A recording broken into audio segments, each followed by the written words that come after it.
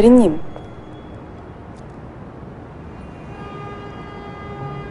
미팅 메모 정리따윈 가짜나서 못하겠디? 아니, 나랑한 미팅이 가짜났어? 급하다는 말씀이 없어서 사업계획서 먼저 처리하고 드리려고 그랬습니다. 재무팀에서 연락이 왔는데 오늘 중으로 넘겨야 예산 처리가 가능하다고 해서요. 그럼 밤을 새서라도 해야 될 거 아니야. 업체 선정 회의 들어가야 되는데 어떡할 거야? 아, 내가 이래서 여자랑 일을 못하겠다는 거야. 아니, 희생정신도 없고 말이야. 뭘 기대해, 뭘. 참.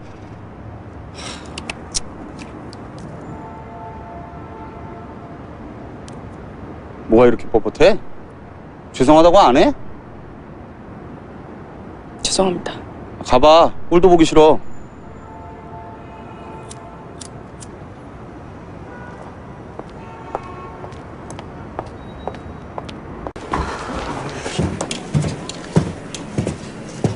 임신 중인데 너무 무리했나 봐요. 뭐?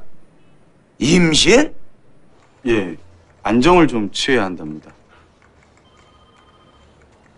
야, 너 알았어? 아니요? 아니, 대체 애를 며칠이나 낳는 거야? 애 둘이라고 하지 않았어? 아, 예. 아, 그거 참 어떡하려고 또 임신을 했대? 아, 참 이기적이다. 에휴. 비야! 애 낳은 지 얼마나 됐다고 또 임신이야? 아, 또 휴직이야? 아니, 첫째, 둘째 나올 때도 우리가 얼마나 편일 봐줬는데. 아, 언제 또 실무직 교육시켜 일을 시켜요? 둘째 때도 제가 수시실까지 따느라고 코피가 터졌는데.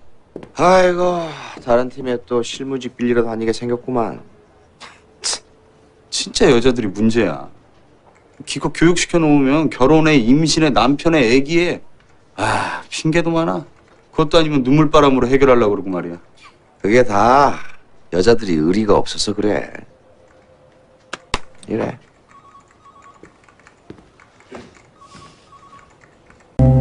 오리발 신공이 아주 날로 업그레이드 돼요. 부장님 혹시 작년에 있었던 일 때문에 저한테 이러시는 거 아니시죠? 뭐? 작년 뭐? 여사부에서 제기한 부장님 성희롱 문제예요. 뭐, 제가 증인 섰다고 말입니다.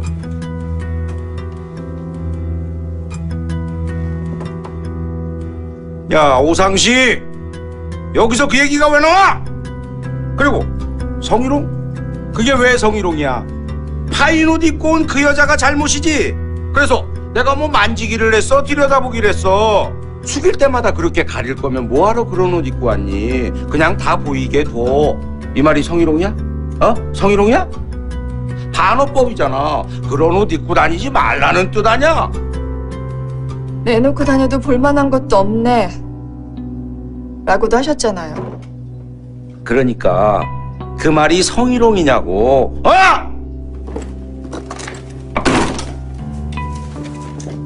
커피 좀 타오라는 것도 성추행이래요. 시집 못 간 거 걱정해주는 것도 성추행이래요. 이놈의 기센 여자들 들산에 살 수가 없어. 야, 안녕이, 네가 말해봐. 그게 성희롱이야? 성추행이야? 왜 말을 못해? 듣는 사람이 성적으로 불쾌감을 느꼈다면 성희롱이라고 생각됩니다. 뭐라고? 야! 너 지금 뭐라고 했어? 얘기 안 끝났는데 어디가? 사과문수라면서요! 사과문수랍니다!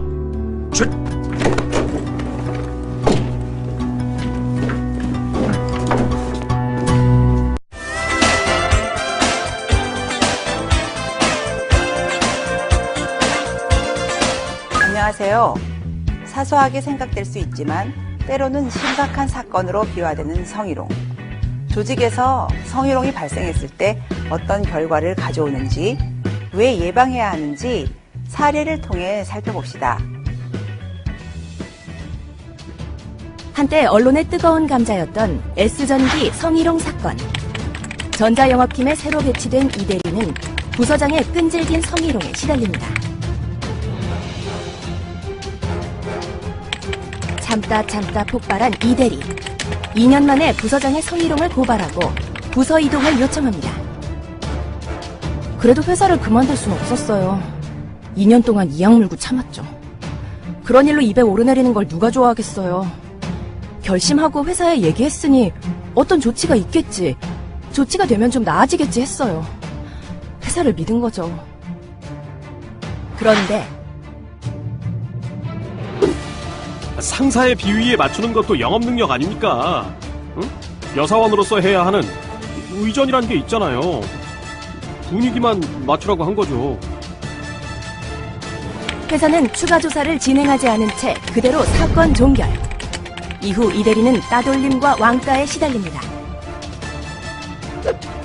그 사람이 너무 예민하게 구는 거 아니에요? 회사 생활하면서 그 정도는 다 힘들잖아요.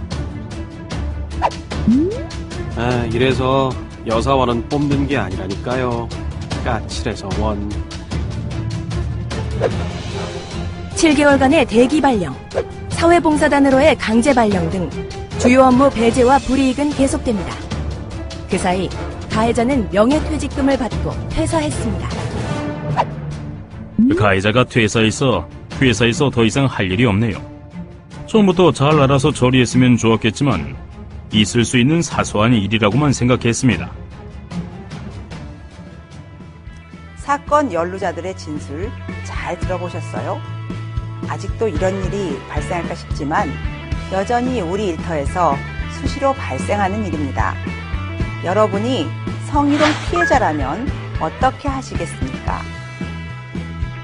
2015년 성희롱 실태조사 결과에 따르면 직장 여성 10명 중 1명이 한 번 이상 성희롱 피해를 본 적이 있다. 그중 78.5%는 참고 넘어갔다고 응답했습니다. 그 이유에 대해서는 문제를 제기해도 해결될 것 같지 않아서가 1위, 큰 문제라고 생각하지 않아서가 2위였습니다. 여성이 직장 생활을 하면서 이 정도는 감수해야 한다는 남성 중심의 조직 문화를 잘 보여주는 지표입니다. 성희롱이란 운 없는 개인에게 발생하는 특정 사건이 아닙니다.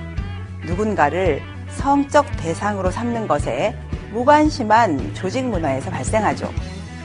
사건이 발생했을 때 이에 대처하는 예방 절차의 필요성을 모르는 조직에서 문제는 더 확산되고 심화됩니다. 앞선 사례를 봐도 피해자와 가해자 모두 성희롱 사건에 얽혀 일자리를 잃고 싶진 않았을 겁니다. 회사 역시 직원 간의 갈등, 인력 손실, 조직 문화의 퇴보와 같은 결과를 원치는 않았겠죠. 성희롱을 예방하거나 사건이 커지기 전에 회사가 적절한 대처를 했다면 얼마나 좋았을까요? 아마 모두 함께 성실하게 일하고 일 속에서 보람을 찾는 평범한 일상을 살았을 겁니다. 이것이 우리가 성희롱 예방 교육을 실시하고 성희롱 없는 조직 문화를 만들기 위해 노력해야 하는 이유입니다.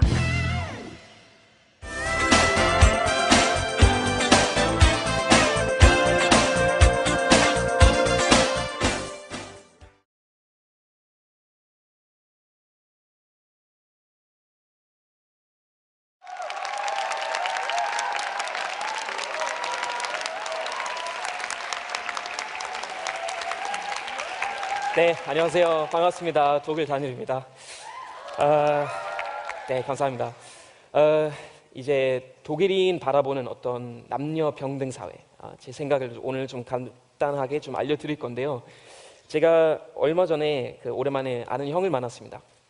그 형은 최근에 결혼했고 자기 부인은 저보다 3살 어리고 형은 저보다 당연히 이제 나이 많죠. 그래서 오랜만에 만났으니까 제가 형, 재수 씨 잘 지내? 라고 물어봤더니 형은 진짜 저를 쳐다보면서 단일아, 넌 아직 멀었구나. 한국말 좀 더 배워야 되는데. 그래서 왜 그러냐고 물어봤더니 재수씨 아니라 형수님이라고. 아니 왜 형수님이지? 저보다 나이 어리잖아요. 했더니 그게 아니라 결혼한 여자는 자기 호칭은 자기 남편에 따라서 결정되는 거래요. 자기 본인의 어떤 사회적인 위치 아니라 남편의 사회적인 어떤 위치에 이제 따라서 그 사람의 호칭이 결정되는 거죠. 그래서 속으로 두 가지 생각을 했었습니다. 첫 번째 생각은 한국말 더 많이 배워야겠구나라는 생각이었고요. 두 번째 생각은 이건 약간 여자를 차별하는 그런 행위 아닐까요? 어떻게 보면은 남편의 사회적인 위치 따라서 호칭이 결정된다는 건 약간 좀 걸렸어요, 마음에. 근데 가만히 생각해 보니까 독일에도 비슷한 현상이 있습니다. 그거는 제가 한번 간단하게 오늘 이제 알려드릴 건데요. 만약에 제가 독일에서 결혼하면 와이프, 부인의 제 성을 따르게 됩니다. 모르셨죠? 알고 계셨나요? 알고 계셨던 분도 계셨구나. 굉장히 당황스럽네요. 네. 그러니까 예를 들면 제가 만약에 걸스데이 미나 씨랑 독일에서 결혼하면 미나 씨가 물론 이제 요즘도 여자의 선택이긴 하지만 전통적으로 미나 씨가 제 성을 따르게 되니까 미나 린드만이 되는 거죠. 네, 미나 린드만 되는 거예요. 굉장히 아름답게 좀 들리는 것 같아요, 그렇죠? 미나 린드만. 네. 개인적으로 마음에 듭니다. 근데 이제 만약에 한국의 경우는 어떨까요? 제가 만약에 미나 씨랑 한국에서 결혼한다면 그럼 어떻게 되는 거죠? 여러분도 아시겠지만 미나 씨는 미나 린드만 되는 게 아니라 미나 씨가 그냥 간단하게 자기 성을 유지해도 되는 상황이 되는 거죠. 그렇죠? 김, 박, 이, 최, 오 무엇이든 자기 성을 이제 유지하게 될 수 있는 건데 그래서 가만히 생각해 보니까 그러면은 한국은 약간 독일보다 더 병등한 사회 아닐까요? 여자가 남편의 성을 따르진 않고 자기 성을 유지할 수 있으니까요. 아닌가? 그런가? 모르겠어요. 그래서 혼자서 계속 고민했는데 딱히 어떤 사회가 전체적으로 다른 사회보다 더 병등하다고 얘기할 수는 없을 것 같아요. 왜냐하면 각 상황마다 다르기 때문이죠. 근데 이제 이런 문화적인 차이들이 있는데 뭐 그거는 차별로 볼 수도 있고 안 볼 수도 있지만 제가 볼 때는 굉장히 이것보다 더 심각한 그런 현상이 있습니다. 그리고 이 현상은 한국하고 독일의 안타까운 공통점인 것 같습니다. 뭐냐면은 바로 남녀 임금 격차예요. 제가 여기 독일어 표를 가져왔는데 저도 요즘 독일어 좀 딸리니까 좀 해석하기는 좀 시간 좀 필요했었지만 그래도 간단하게 설명해 드릴게요. 뭐냐면은 직업별로 여러 가지 직업을 가지고 같은 교육을 받고 같은 사회적인 위치에 있음에도 불구하고 여자가 월급을 더 낮게 받는 그 현상을 나타내는 그런 표입니다. 이제 직업마다 다르긴 하지만 평균적으로 여자가 남자보다 월급을 한 20% 정도 더 낮게 받는다고 얘기할 수 있습니다. 그래서 독일은 병등한 사회라고 절대 말씀드릴 수는 없을 것 같아요. 제가 볼 때는 독일의 어떤 안 좋은 그런 선입견들도 없애야 되지만 너무 좋은 선입견들도 없애야 될 것 같습니다. 그래서 이런 식으로도 좀 디스도 좀 할게요. 자, 그러면은 한국의 상황은 어떤가요? 한국도 안타깝게도 이제 이 표를 따르면 YTN 뉴스 남녀 임금 격차가 지금 거의 10년 연속 OECD 국가들 중에 1위라고 합니다. 굉장히 좀 안타까운 현상이죠. 임금 격차. 근데 이런 임금 격차는 우리 어떻게 없앨 수 있을까요? 제가 볼 때는 우리끼리는 그거는 없애기는 좀 부담이 되잖아요. 그거는 정부의 할 일인 것 같습니다. 독일도 그렇고 한국도 그렇고 어떤 새로운 정책을 내면서 이런 임금 격차, 이런 불평등한 사회를 없애는 게 그거는 정부의 할 일인 것 같습니다. 근데 그것도 뭐 심각한 일이긴 하지만 그것보다 더 심한 일이 있습니다. 제가 이런저런 고민 한번 해봤는데 성폭력에 대해서 또 간단하게 말씀드려야 될 것 같습니다. 지식백과에 따르면 이제 성폭력이라는 개념은 성희롱, 성추행 그리고 성폭행까지 다 포함하는데 제가 개인적으로 볼 때도 그러니까 다른 성을 무시하는 그리고 약간 비웃는 그런 발언, 그런 말들도 하나의 성폭력이라고 생각할 수 있을 것 같습니다. 그렇죠? 그러니까 예를 들면 뭐 남자들이 그냥 여자에 대해서 얘기할 때는 일반화시키면서 여자 주차? 절대 안 되지. 여자들은 다 주차 못해 라고 얘기하는 것도 어떻게 보면 하나의 성폭력이라고 생각합니다. 반대로 여자들은 남자에 대해서 뭐 남자들은 다 늑대다, 남자는 다 변태다, 다 똑같다 라 얘기하는 거는 맞죠? 성폭력입니다. 네. 남자는 다 늑대인 건 맞지만 다 변태는 아닙니다. 네, 제가 말씀드릴 수 있습니다. 네, 남자분들은 다 동의하시겠죠? 네. 아무튼 근데 이제 그 성폭력이라는 건 사실 이제 말도 말하지만 여러 가지 행위도 말할 수 있는 거죠. 제 대표적으로 올해 대한민국 좀 큰 사건 두 가지 있었죠. 그 강남 살인 사건하고 그 다음에 서울대 그 화장실 사건, 개인적으로 기억에 많이 남아 있는데, 근데 성폭력은 독일에도 당연히 존재합니다. 아마 뉴스에서 보셨는지 잘 모르겠지만 작년 연말에 굉장히 큰 사건이 있었어요. 제가 이제 좀 약간 시골에서 왔지만 제일 가까운 대도시는 쾰른인데, 쾰른 대성당 바로 옆에 있는 쾰른 중앙역에서 아마 안 믿으시겠지만 남자 1000명 그 중앙역 안에 있는 여자들 대상으로 성희롱을 한 겁니다. 이 사건은 아직까지 독일 뉴스에 굉장히 큰 화제예요. 왜냐? 아직 수사 중이고 그 당일날 연말 때 12월 31일 경찰이 한 명도 체포하지 않았답니다. 그러면 왜 그러냐 물어봤더니 경찰 담당자가 그런 얘기 했더라고요. 우리는 사실 정확한 증거가 없으면 체포해봤자 사실 이틀이나 3일 만에 다시 풀어져야 된대요. 그래서 증거가 없으니까 체포할 수 없다고 합니다. 뭐 경찰 입장에서 봤을 때는 그런 것도 일리가 있지만 사실 일반 시민 입장에서 봤을 때는 그거 말이 안 되잖아요. 어떻게 연말 때 이렇게 많은 사람들이 불꽃놀이 즐기고 중앙역 안에 있을 때 어떻게 남자 1000명 여자의 신체 부위를 다 만지고 그 다음에 뭐 욕하고, 그리고 심지어 아직 소문이긴 하지만 이제 밝혀진 사실 아니지만 여자 2에서 3명 정도 아예 성폭행을 당했다고 하고 도둑도 큰 문제였다는데 어떻게 한 명도 체포하지 않았냐? 그러니까 그거는 말이 안 되잖아요. 아무튼 그래서 이런 성폭행은 독일에도 굉장히 큰 문제고, 그래서 어떤 나라 가든 사실 그런 문제가 있습니다.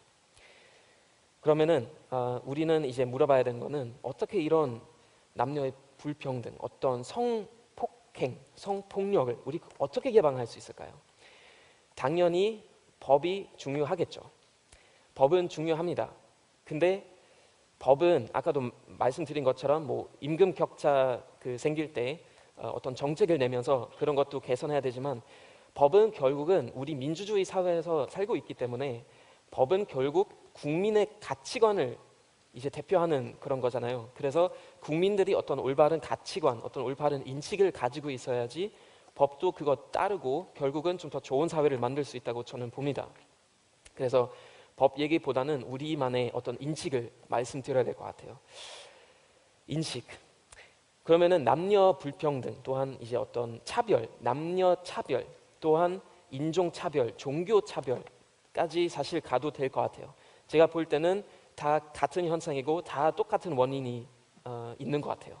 남녀 간의 차별, 인종 차별, 종교 간의 차별. 이런 원인이 무엇이라고 생각하십니까? 제가 볼 때는 이제 또 너무 당연한 얘기 될 수도 있지만 결국은 우리는 다름을 인정하지 못하니까 그런 것 같아요. 그렇죠? 다름을 인정하지 못하는데, 그럼 제가 한번 어떤 비유를 한번 드릴게요. 혹시 동물원 좋아하세요, 여러분? 작년에 내 친구 집은 어딘가 호주편 찍으러 갔을 때는 저희는 그 브리스벤 근처에서 동물원을 방문했습니다. 그래서 그 동물원에서 제가 코알라 그 곰도 이렇게 들고 만지고 너무 좋았어요. 근데 그 동물원 방문하면서 제가 여러 가지 생각이 들었는데 이런 생각이 들게 되더라고요. 우리는 동물원에 가서 예를 들면 호랑이 구경했을 때 와, 일반 호랑이도 있고 백호랑이도 있어요. 와, 너무 멋있다. 호랑이 진짜 멋있게 생겼잖아요. 무섭기도 하지만. 근데 멋있게 생겼잖아요. 그러면은 우리 동물원 가서 여러 가지 동물을 관람하면서 와, 멋있다. 와, 이 다양한 색깔들 봐봐 라고 얘기하면서 왜 우리가 같은 인간들 간에 이런 차별이 계속 존재할까요? 인종차별, 흑인, 서양인, 동양인, 동남아시아. 왜 이렇게 서로 차별할까요? 남녀, 왜 남자들이 여자 차별하고 여자들이 남자를 차별하고? 왜 그런가? 우리 같은 인간들인데. 근데 다른 호랑이를 봤을 때 멋있다고 생각하면서 왜 우리를 자꾸 차별하는 건지 전 도대체 왜 그런지 모르겠습니다. 네. 근데 아무튼 이런 차별은 이제 우리는 어떻게 없애야 되잖아요. 그러면은 우리 다름을 인정하지 못하는 이유가 뭘까요? 제가 볼 때는 두 가지 있는 것 같아요. 하나는 우리가 스스로 완벽하지 않다는 점을 받아들이지 못하기 때문인 것 같습니다. 내가 스스로 내가 완벽하지 않다는 것을 받아들이면 남도 완벽하지 않은 것을 제가 쉽게 받아들일 수 있거든요. 그렇죠? 뭐 남자로서는 완벽하지 않아요. 완벽한 남자가 어디 있어요? 완벽한 여자가 어디 있어요? 그럼 내가 남자로서 완벽하지 않으면 당연히 여자도 완벽하지 않은 것을 제가 받아들일 수 있는데 제가 혼자서 잘났다고 생각하면 그렇진 않죠. 인종차별도 마찬가지예요. 내가 독일인으로서 2차 대전 때처럼 내가 잘났다고 생각하고 다른 사람이 이제 인정 못하게 되는 거죠. 다른 사람을. 우수성, 그렇죠? 종교도 마찬가지예요. 근데 다름을 인정하려면 우리보다 시작해야 될 것 같아요. 우리는 스스로 완벽하지 않다는 것을 받아들여야 될 것 같아요. 그리고 두 번째 거는 객관성인 것 같습니다. 어느 정도 연관성이 있지만 객관적으로 생각하는 건 너무나 중요한 일인 것 같습니다. 제가 우물안 개구리로 살고 있으면 옆에 어떤 개구리 살고 있는지 모르고 혼자서만 왕이라고 생각하는 거죠. 근데 그 우물안 개구리 두 마리 바라보는 위에서 날아가고 있는 새는 여러 가지 개구리를 바라보면서 와, 이런 개구리도 신기하게 생겼고 저런 개구리도 신기하게 생겼다고 생각할 수 있겠죠. 이런 객관성을 우리가 길러야 될 것 같습니다. 그래서 마지막으로 제가 고등학교 우리 교육학 선생님이 말씀하셨던 거 제가 말씀드리고 싶습니다. 그 교수님이 앞으로 나와서 그런 말씀 하시더라고요. 여러분, 제가 교수님으로서 여기 앞으로 나와서 여러분께 여러 가지 가르침을 주잖아요. 근데 나도 역시 하나의 인간이고 하나의 주관적인 어떤 입장을 가지고 있기 때문에 여러분이 이제 학생이고 제자이니까 제가 얘기하는 것의 모든 것에 대해서 비판적으로 생각하셔야 된다고. 어떤 정보를 얻고 그 얻은 정보의 바탕으로 나의 의견을 만들어야지 내가 정말 최대한 어떤 객관성을 가지게 될 것 같습니다. 그래서 어떤 사회적인 어떤 현상들 바라보고 어떤 차별을 바라봤을 때 그리고 겪었을 때 우리 가끔씩 이런 생각을 했으면 좋겠습니다. 여기 대한민국 있는 거 아니면 독일 있는 게 아니라 우주 쭉 위로 가서 우주에서 우리 지구를 한번 바라보자. 그러면은 대륙 5개 있고 이 대륙엔 이런 사람들이 살고 저런 대륙엔 저런 사람들이 살고 너무나 다양하고 너무나 매력적이잖아요. 진짜 이 세상에 저 같은 독일 사람만, 저같이 생긴 사람만 살았으면 얼마나 지루했을까요? 좀 다양하게 보고 와, 이 사람도 매력적이고 저 사람도 매력적이고 이런 객관적인 생각을 하게 되면 우리는 좀 더 차별을 덜 하게 될 것 같습니다. 그래서 차별을 없애고 정말 어떤 남녀 그리고 종교도 인종 간에도 어떤 평화롭고 병등한 그런 사회를 만들려면은 우리가 스스로 완벽하지 않다는 것도 받아들이고 그리고 최대한의 객관성을 기었으면 좋겠습니다. 감사합니다.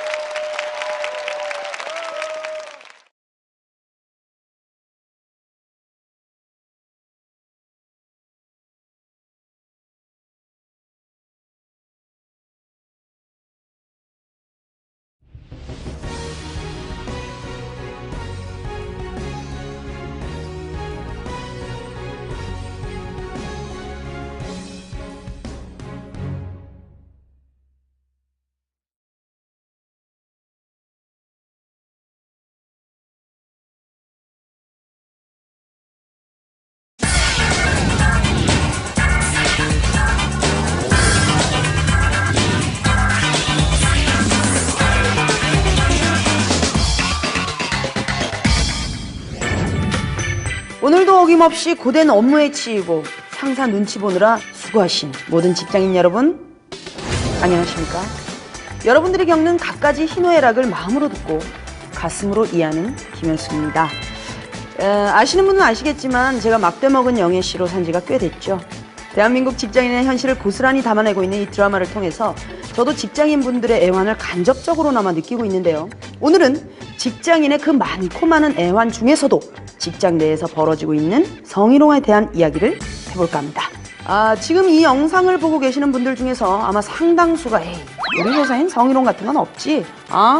이런 생각 분명히 하고 계실 텐데요. 지금 이게 성희롱이구나 하고 인지할 새도 없이 생각보다 많은 성희롱들이 내 동료, 내 선배, 내 후배에게 일어나고 있다는 사실 알고 계신가요? 오늘 저 김현숙이 각종 랭킹을 통해서 직장 내에서 벌어지고 있는 성희롱, 그 실태를 낱낱이 밝혀드립니다. 보다 유쾌하고 건강한 직장 생활을 위하여 직장인 공감 랭킹쇼 성희롱 타파 5! 지금 바로 시작합니다.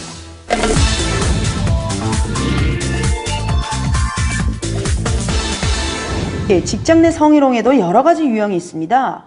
직장 내 가장 빈번히 일어나는 성희롱 제 5위, 4위, 3위. 누구랑 누가 뭘 어쨌다 하더라. 남녀 불문, 직급 불문. 소문이 소문을 만드는 일명 카더라 통신.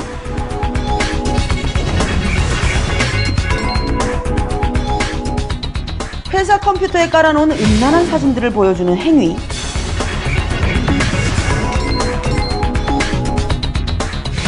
성적 사실관계까지 물어보는 메시지들. 이쯤 되면은 저도 전문가의 도움이 필요할 것 같습니다.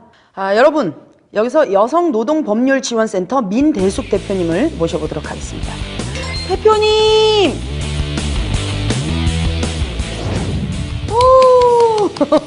반갑습니다, 대표님. 네, 반갑습니다. 네, 방청객이 없어서 제가 박수를 쳤습니다. 네, 고맙습니다. 예. 여성노동법률지원센터의 대표 민대숙입니다. 네, 반갑습니다. 성희롱은 사회통념상 성적 굴욕감이나 혐오감을 느끼게 하는 것들로 인정되는 육체적, 언어적, 시각적 행동들인데요. 예. 특히 요즘엔 스마트폰 메신저를 통해서 성희롱에 해당하는 메시지들이 난무하고 있습니다. 네. 피해자들은 그 메시지 알림음만 들어도 정말 진저리가 쳐질 것 같은데요. 자, 그럼 성희롱 피해자들을 진저리 치게 하는 최고봉은 과연 무엇일까요? 직장 내 가장 빈번히 일어나는 성희롱 2위, 1위 알아봅니다.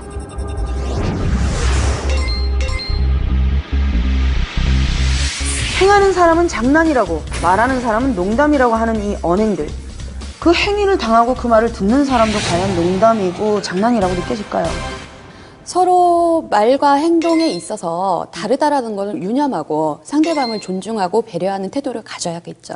예, 맞습니다. 예.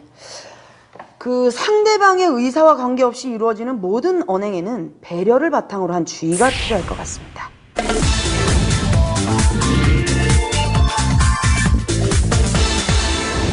이렇게 다양한 상황, 다양한 장소에서 직장인들의 성희롱이 행해지고 있다면 과연 누가, 어떤 사람들이 그런 장소에서 성희롱을 행하는 걸까요? 성희롱 행위자의 직위 제3위, 2위.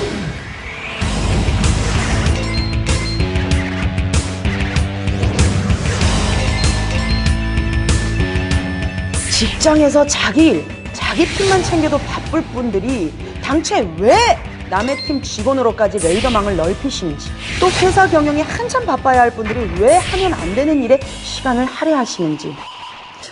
지금 보니까 성희롱을 행하는 사람이 주로 타부서 상사, 또 CEO, 임직원 이런 사람들이네요. 예.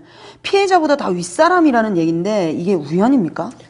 아닙니다. 아마 1위를 보시면 우연이 아니라는 말이 더 와닿으실 겁니다. 1위요? 네. 대표님 1위를 알고 계신가요? 그렇죠? 그렇군요. 그럼 말 나온 김에 한번 보고 갈까요? 네, 그러시죠? 자, 그럼 성희롱 행위자의 직위 제1위.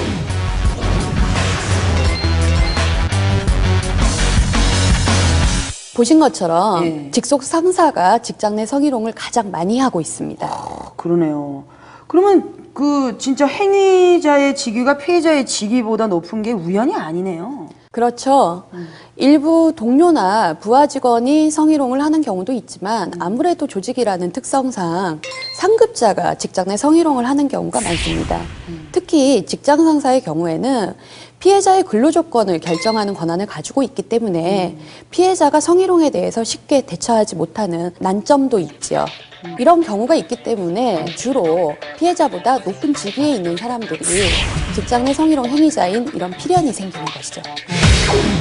대부분의 피해자가 약자인 게 현실이라 참 안타깝습니다. 네. 그러면은 성희롱 행위자에게 처해지는 조치에는 어떤 것들이 있을까요, 대표님?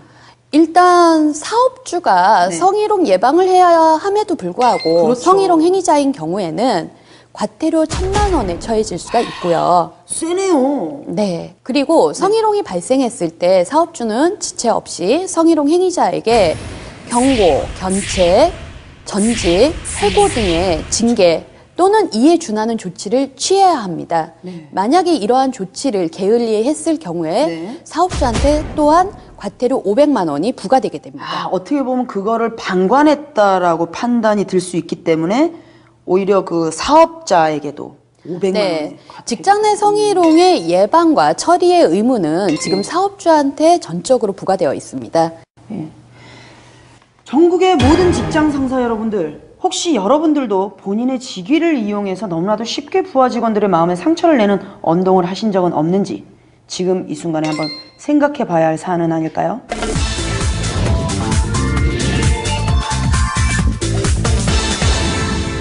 아직도 여러분은 성희롱이 은밀하고 아무도 없는 장소에서만 일어난다고 생각하십니까? 혹시 여러분만 눈치 못 채고 계신 건 아니신지요? 성희롱이 가장 많이 발생하는 장소 공동 3위!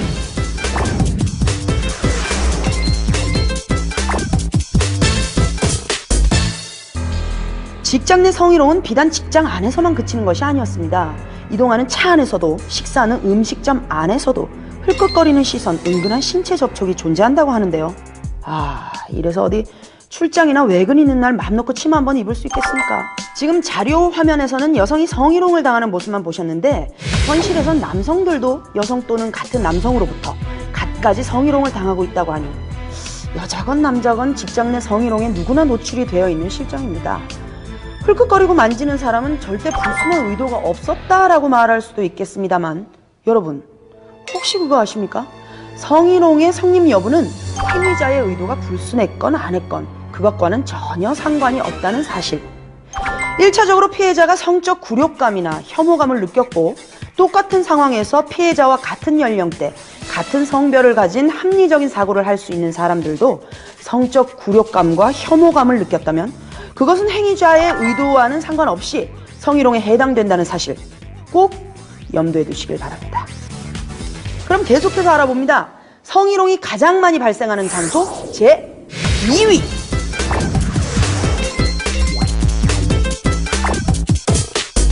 부장님의 술잔을 채우려고 입사한 게 아닌데 과장님과 블루스를 추려고 입사한 게 아닌데 왜 회식 자리에만 가면 입사 목적이 달라지는 것입니까? 도대체 왜? 성희롱 피해자의 75%가 20, 30대 여성이라는 사실을 감안하면 여자가 술을 따라야 제맛이라는 부장님의 말도 나랑 진하게 춤 한 판 출까? 라는 과장님의 말도 모두 성희롱에 해당된다는 사실.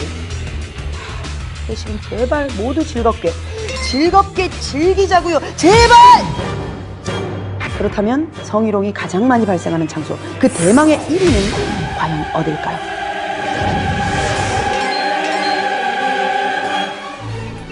말씀드렸다시피 성희롱은 꼭 아무도 모르는 장소, 은밀한 곳에서만 발생하는 게 아닙니다. 여러분이 일하고 있는 일터 곳곳, 여러분이 눈치채지 못한 사이에 성희롱은 빈번히 발생하고 있다는 사실. 즐겁게 일만 하기에도 벅찬 우리 일터에서의 성희롱은 정말이지 피해자를 더욱더 오갈 데 없이 만들고 있습니다. 지금까지 직장 내 성희롱이 이루어지는 장소, 행위자의 직위, 성희롱의 갖가지 유형들을 알아봤는데요. 그렇다면 피해자들은 이런 성희롱에 대해 과연 어떻게 대처하고 있을까요? 직장 내 성희롱 피해자의 대응 방법 제4위. 성희롱 피해자가 직장을 떠나는 현실. 안타깝지만은 이런 현실도 존재를 하네요, 대표님. 정말 이런 방법밖에 없는 겁니까? 이렇게 피해자가 직장을 그만두게 되는 경우에는 성희롱을 당하고도 어디에 어떻게 신고하고 구제받을 수 있는지 그 제도가 잘 알려지지 않았기 때문이라는 생각이 드네요. 네, 저도 들어본 적이 별로 없는 것 같아요. 예. 자, 그럼 여기서 다음 순위를 먼저 보고 말씀을 이어가야 될 것 같습니다. 자, 바로 보시죠. 직장 내 성희롱 피해자의 대응 방법 제3위, 2위.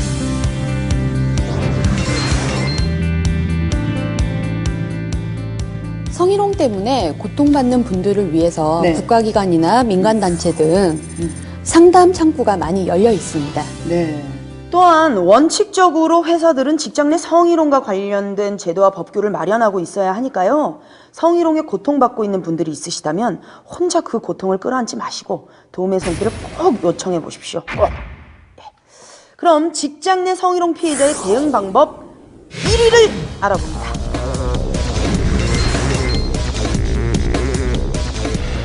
여기 들어도 못 들은 척, 봐도 못 본 척, 당해도 안 당한 척 해야 하는 성희롱 피해자들이 있습니다.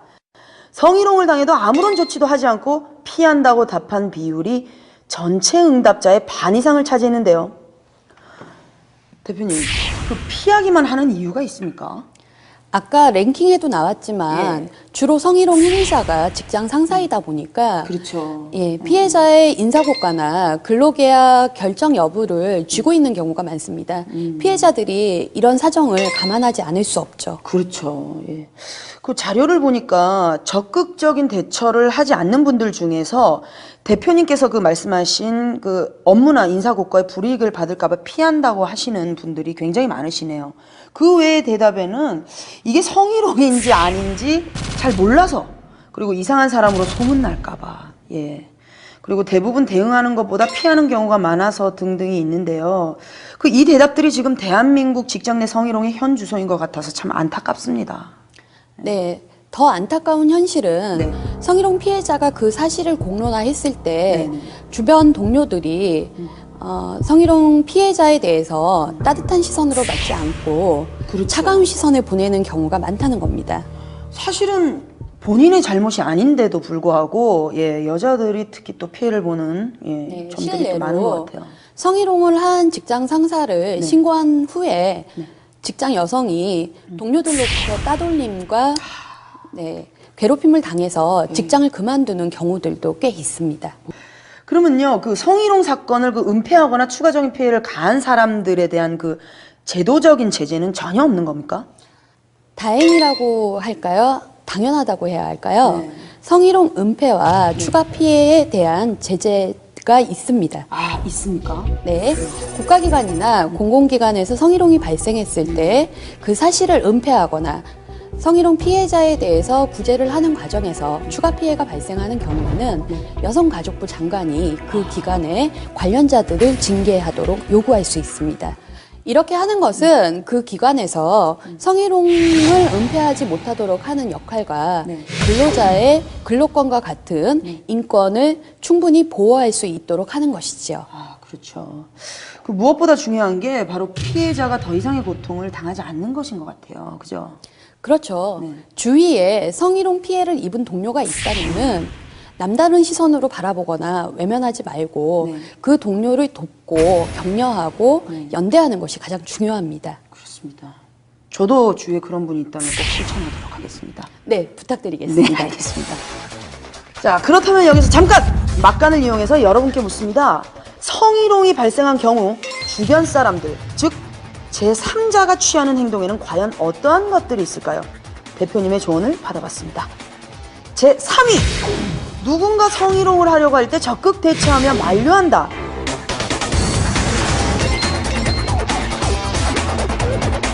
예를 들어 회식 때 동료에게 직장 상사가 브루스를 추자고 한다. 아, 이런 거 많아요. 네, 이 경우에 그냥 가만히 있지 마시고 직장 상사의 관심을 다른 쪽으로 돌리시는 게 성희롱을 예방할 수 있는 좋은 방법 중에 하나죠.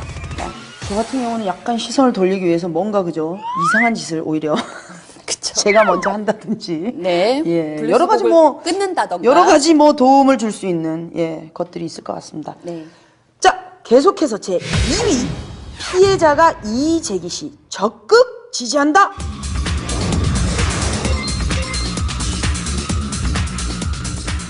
성희롱이 발생한 당시에 주변에서 적극적으로 대처하지 못하셨다면은 피해자가 성희롱 이의를 제기했을 때 현장 증언을 하는 등 피해자한테 적극적인 도움을 주시는 것도 상당히 중요합니다. 자, 그렇다면 성희롱 발생 시 주변 사람들이 취하는 행동 대망의 1위는 과연 무엇일까요?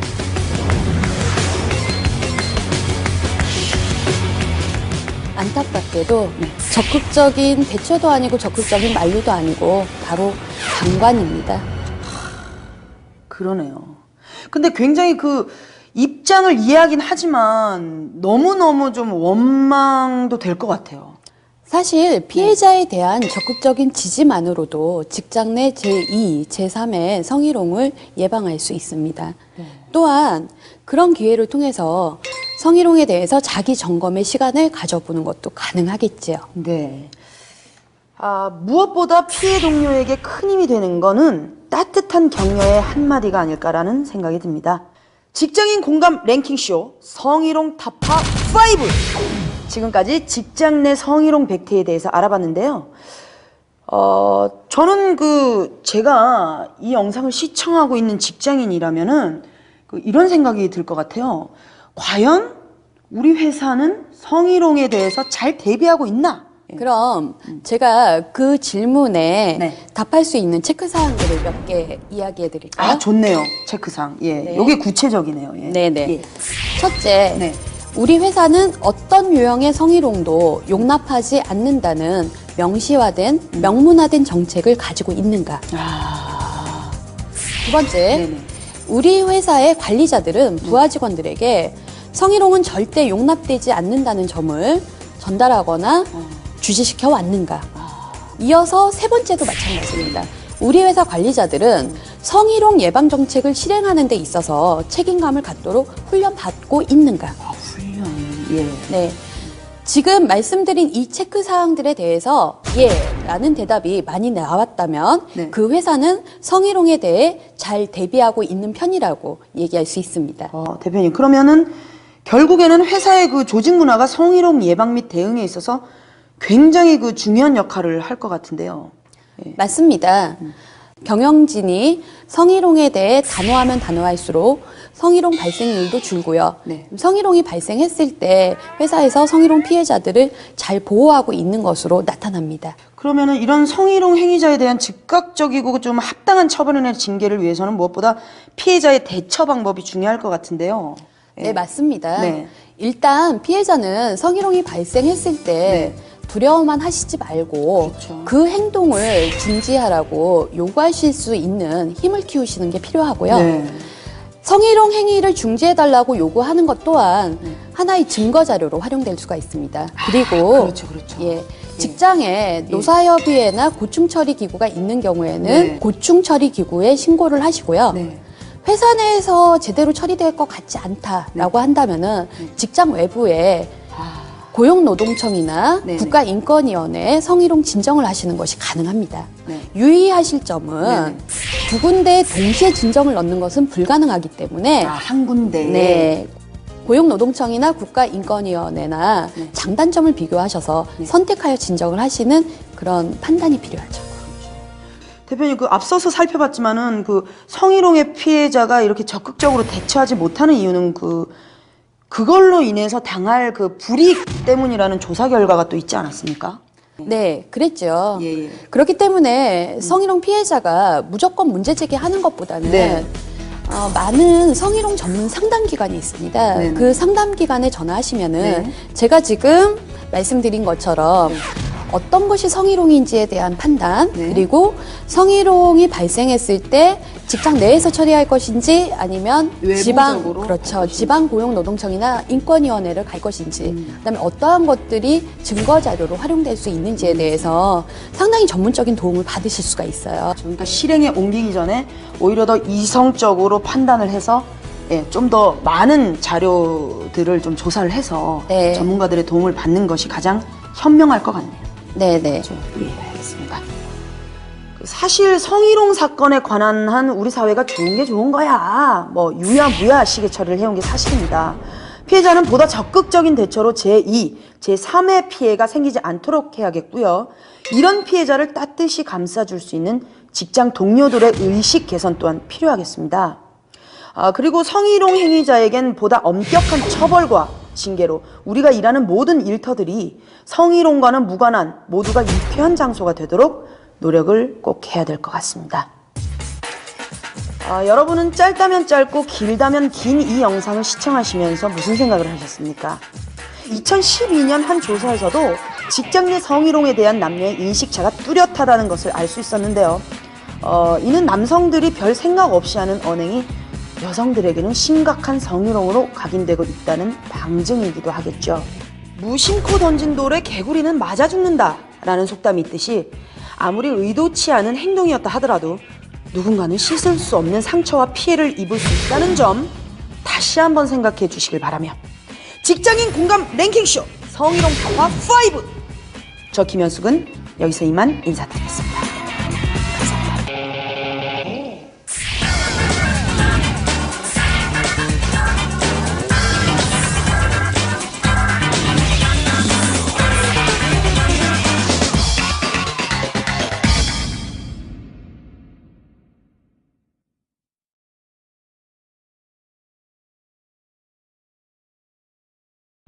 적극적이거나 행동적이거나 이제 상대방이 원하지 않는 경우. 당하는 사람이 수치심을 느꼈으면 성희롱이죠. 뭔가 외모에 대한 지적이라던가 이런 것도. 여자든 남자든 일단은 뭔가 성적으로 모멸감을 이제 개인이 느꼈다면 언어 한마디를 한다 하더라도 그게 성희롱에 해당된다고 생각을 합니다. 쳐다보는 것도 어떻게 보면 성희롱이 될 수 있을 만큼 너무 과하다는 생각도 들기는 해요. 이제 내가 피해자가 아니어서 그럴 수도 있긴 있는데. 근데 애매해서 어떻게 기준을 잡아야 될지는 아직 잘 모르겠어요.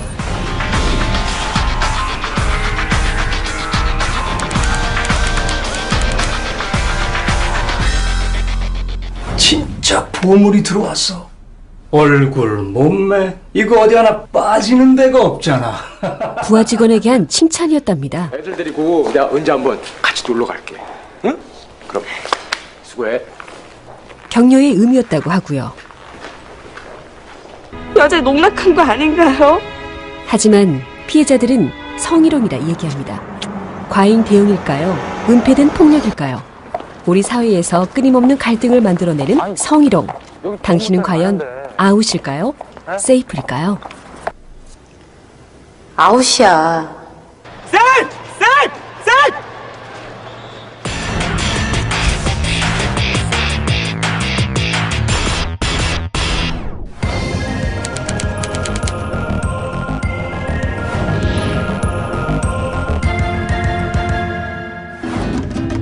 한 고등학교에 교생으로 들어온 A씨.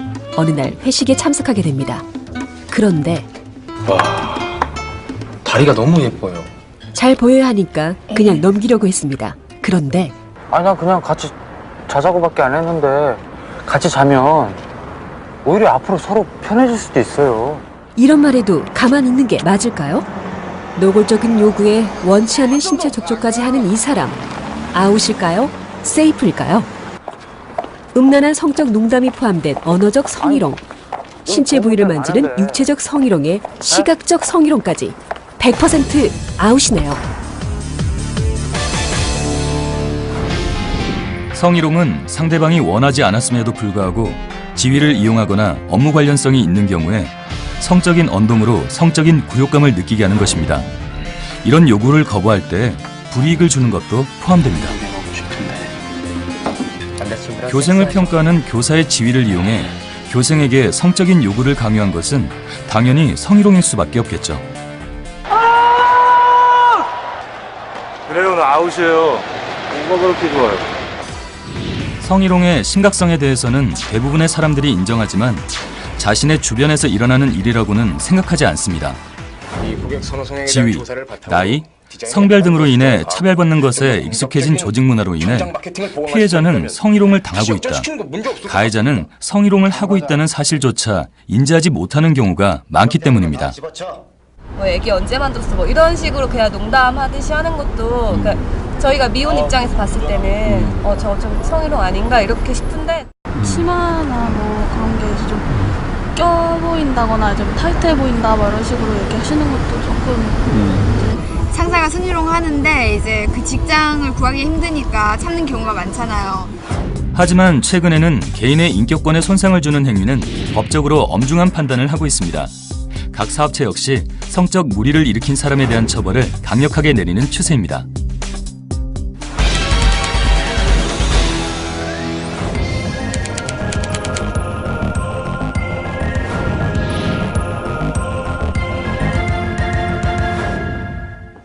손님 오셨습니다.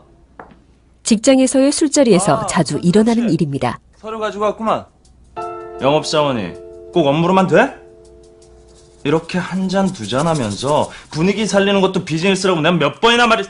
영업 업무를 담당하는 직원에게 술 따르는 것도 업무라고 강요하는 행위는 성희롱 관련 법률에 근거한 언어적 성희롱에 해당되며 처벌을 받을 수 있다는 점을 알아두세요.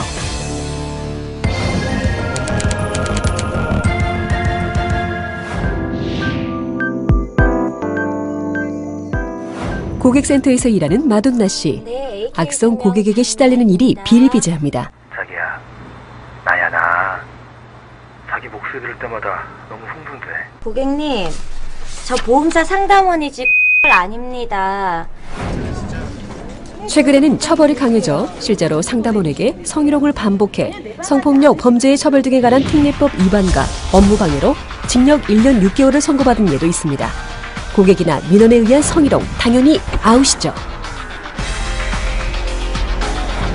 성희롱의 유형 중에서는 언어적 성희롱이 가장 많다고 하는데요.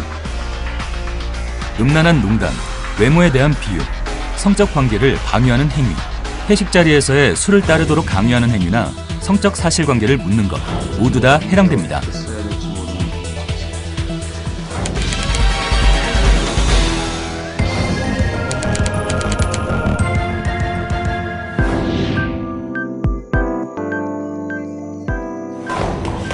취직하기가 하늘의 별 따기보다 어렵다는 요즘.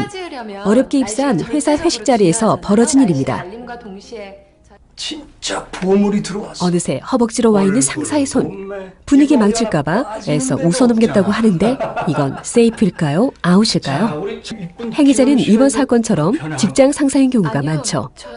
지위를 이용하는 나쁜 성희롱. 아웃!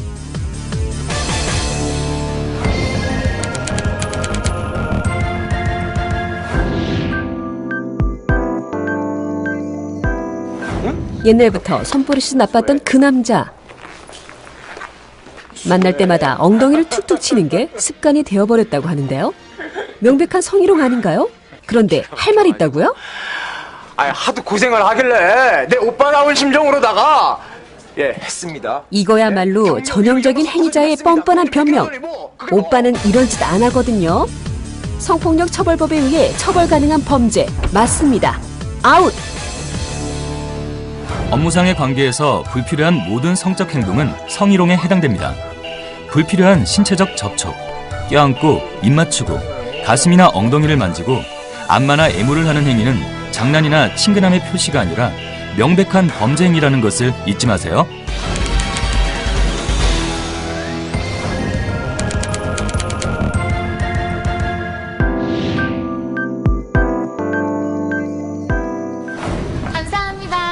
어느 날부터 직장 동료로부터 음란물이 첨부된 동영상을 받게 된 K씨. 문자는 점점 성적인 얘기로 변해갔습니다.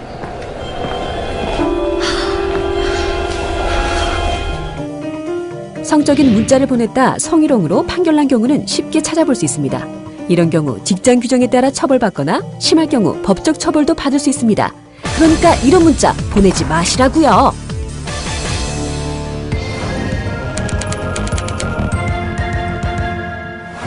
어느 날 직장에서 핸드폰을 잃어버리고 돌아온 마돈나 씨. 다행히 직장 동료가 핸드폰을 주워 돌려주었다고 하는데요. 밤에 핸드폰을 확인해 보니 직장 동료의 셀프 음란 동영상이 떡하니 있었다는 겁니다. 자신의 성적인 부위를 고의적으로 보여주는 행위 역시 아웃! 시각적 성희롱은 음란한 사진, 그림, 낙서, 출판물 등을 게시하거나 보여주는 행위, 자신의 특정 부위를 고의적으로 노출하거나 만지는 행위를 포함합니다. 일방적으로 문자 등으로 음란한 사진이나 동영상을 보내 혐오감을 느끼게 한다면 성희롱이 될 수 있다는 것을 알아두시기 바랍니다.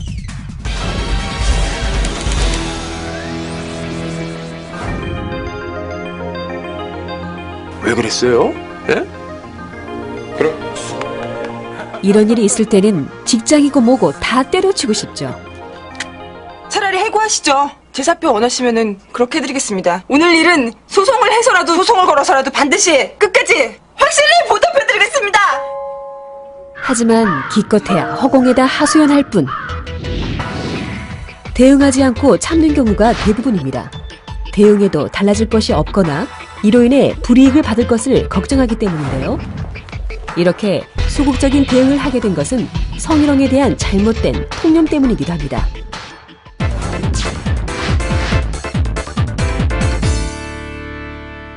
지나치지 않습니다. 업무상 관계에서 불필요한 모든 성적 행동은 성희롱이며 성희롱 관련 법률의 근거에 처벌을 받는 범죄임을 알아두세요.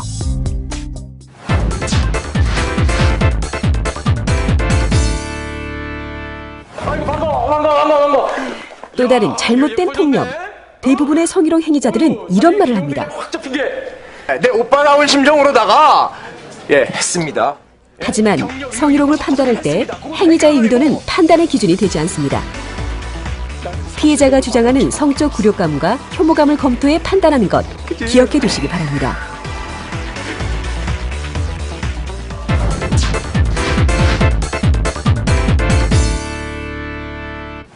아니, 최 선생님.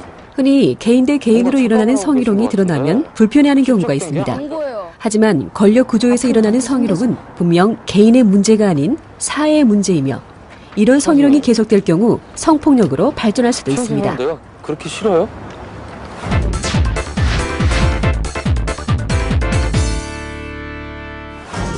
성희롱은 성별의 차이에서 발생하는 문제가 아닌 권력의 문제에서 발생하는 것입니다.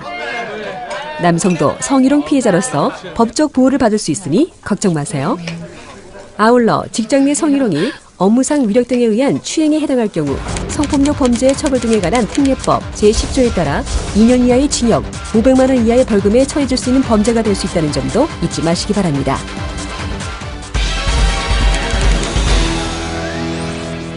장 과장. 예. 노라고 얘기할 수 있는 조직 문화를 만드는 것이 중요합니다. 그런 조직 문화가 있다면 성희롱 상황이 발생해도 피해자가 의사 표현을 명확하게 할 수 있을 것입니다. 만약 성희롱 상황이 발생하면 피해자는 항의를 하고 사건 관련 기록을 남겨야 합니다. 많은 직원 중에 각 기관 내규에 규정된 구제 절차에 따라 문제 해결을 요구해야 합니다. 이때 주변인들은 피해자에게 용기와 지지를 해야 합니다. 회사는 성희롱 행위가 밝혀지면 행위자에게 엄정한 처벌을 내려야 합니다. 직장 내에서 지위, 나이, 성별 등에 상관없이 사람 사이에서 평등한 모습으로 바뀐다면 성희롱 문제가 드러나고 성희롱 문제를 건강하게 해결할 수 있을 것입니다. 성희롱 없는 행복한 사회 함께 만들어 보시지 않으시겠습니까?